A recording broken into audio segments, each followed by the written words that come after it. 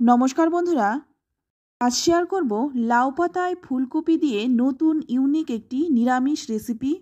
শীতকালে কিন্তু ফুলকপি আমরা নানান রকমভাবে রান্না করে থাকি বা খেয়ে থাকি। তাই আজ আমি এই ফুলকপি দিয়ে মুখে লেগে থাকার মতো একটি রেসিপি করে দেখাবো। এটা আপনাদেরও খুব ভালো লাগবে।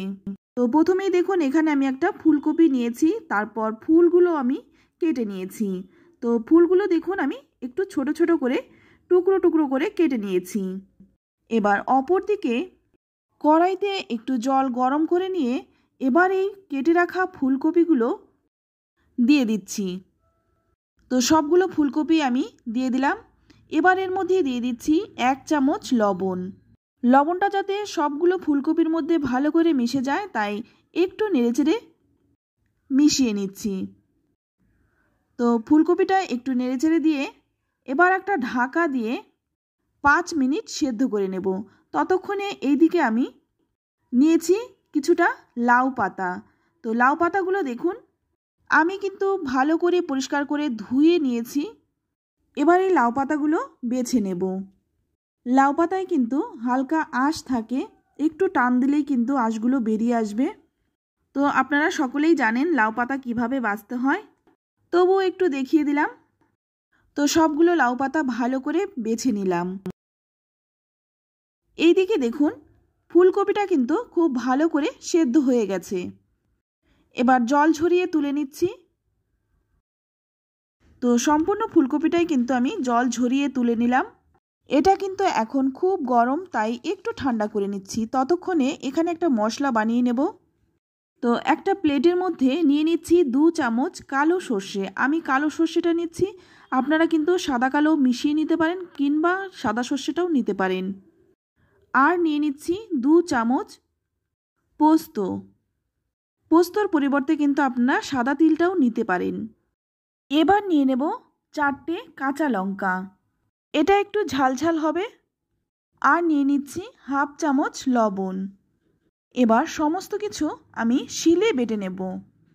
তো আপনারা চাইলে মিক্সিতেও বেটে নিতে পারেন, তবে অল্প মশলা বলে আমি শিলে বেটে নিচ্ছি। এখানে আমি আমার পছন্দ অনুযায়ী ঝাল নিয়েছি, আপনারা আপনাদের পছন্দ অনুযায়ী কিন্তু ঝালটা নিয়ে নেবেন। পোস্ত আর সর্ষেটাকে ভালো করে বেটে নিয়ে তারপর এখানে আমি একটু ধনেপাতা নিয়ে নিলাম। এই ধনেপাতাটাকে একসঙ্গে বেটে নেব।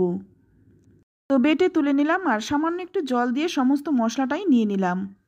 এবার দেখুন ফুলকপির সেদ্ধটা কিন্তু ঠান্ডা হয়ে গেছে, আর হাতেও কিন্তু ধরতে পারছি।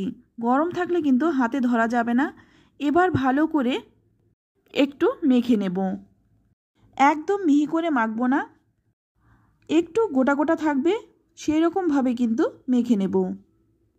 তো বন্ধুরা, ফুলকপি তো অনেকভাবে খেয়েছেন, একবার এইভাবে বানিয়ে দেখুন, খেতে কিন্তু অসম্ভব ভালো লাগে। তো দেখুন এই রকমভাবে কিন্তু আমি মেখে নিলাম। এবার এর মধ্যে দিয়ে দিচ্ছি বেটে রাখা মশলাটা। তো সম্পূর্ণ মশলাটাই আমি ভালো করে কেচে নিয়ে নিলাম।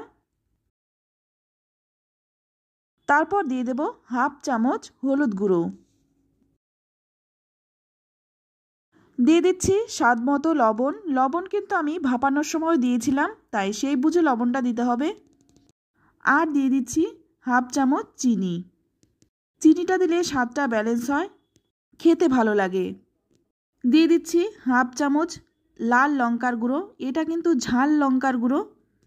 তো আমি আগেও বলেছি, আবারও বলছি, ঝালটা আপনারা নিজেদের পছন্দ অনুযায়ী দেবেন। তারপর দিয়ে দেব 2 চামচ কাঁচা সর্ষের তেল। যে কোনো ভর্তা বা ভাপার মধ্যেই কিন্তু সর্ষের তেলটাই ভালো যায়। এবার সমস্ত কিছু দিয়ে আবারও কিন্তু খুব ভালো করে মেখে নিতে হবে। তো খুব ভালো করে মেখে নিলাম। এবার দেখুন এখানে আমি 1 চামচ চাল বেটে রেখেছিলাম। চাল বাটাটা দিলে ভাপানোর পরে ছাড়া ছাড়া হবে না, সুন্দরভাবে একদম জমাট বেঁধে যাবে আর খেতেও ভালো লাগবে। তো চাল বাটাটা দিয়ে কিন্তু আবারও ভালো করে মেখে নিচ্ছি। ফুলকপি এইভাবে রান্না করলে গরম গরম 1 থালা ভাত কিন্তু এই দিয়েই খাওয়া হয়ে যাবে, আর কোনো কিছুরই প্রয়োজন হবে না। আমার মুখের কথা নয়, একবার রান্না করে খেয়ে দেখুন, তারপর আমাকে কমেন্টে লিখে জানাবেন খেয়ে আপনাদের কেমন লাগলো। তো মেখে নিলাম। এবার এই কড়াইয়ের মধ্যে আমি ভাপাবো, তাই আমি এর কড়াইয়ের মধ্যেই বেছে রাখা লাউ পাতাগুলো ভালো করে পেতে নেব। তো প্রথমে আমি নিচের দিকে 4-5টা পাতা দিয়ে দেব। আর খাওয়ার সময় কিন্তু লাউ পাতাটাও খেয়ে নিতে পারবেন। তো এবার এর মধ্যে দিয়ে দিচ্ছি মেখে রাখা ফুলকপি। সম্পূর্ণ ফুলকপিটাই ভালো করে দিয়ে দেব। তো বন্ধুরা, ফুলকপির এই রেসিপি যদি একবার বানিয়ে খান, এর স্বাদ কিন্তু সারা জীবন মুখে লেগে থাকবে। এতটাই টেস্টি আর খেতেও কিন্তু খুবই মুখরোচক হয়। তো সম্পূর্ণটা দেওয়ার পরে এখানে দিয়ে দিলাম 4টে গোটা গোটা কাঁচা লঙ্কা। তো আমি এখানে গোটা কাঁচা লঙ্কা দিয়েছি, আপনারা চাইলে কিন্তু নাও দিতে পারেন। তারপর ওপর থেকে আবারও দিয়ে দেব 2 চামচ কাঁচা সর্ষের তেল। সর্ষের তেলটা দিয়ে দিলাম। এবার বাকি যে পাতাগুলো ছিল সেগুলো দিয়ে ভালো করে আবার ঢেকে দেব। বাকি পাতাগুলো দিয়ে ভালো করে ঢেকে দিলাম। তো এখানে দেখুন 1 চিমটে লবণ নিয়েছি। এই লবণটা ওপর থেকে আমি পাতার মধ্যে লাগিয়ে নেব। এতে করে লবণ মাখানোর জন্য কিন্তু পাতাগুলোও খুব ভালো করে নরম হয়ে যাবে।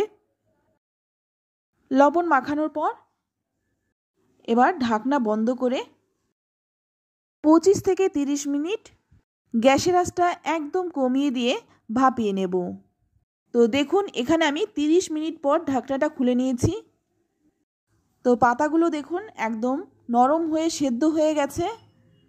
আর নিচ থেকে দেখুন একটুকু জল নেই। লাউ পাতা থেকে যেই জলটা বেরিয়েছিল সেই জলেই কিন্তু লাউ পাতাটা সেদ্ধ হয়ে গেছে। তো এবার কিন্তু নামিয়ে নেব।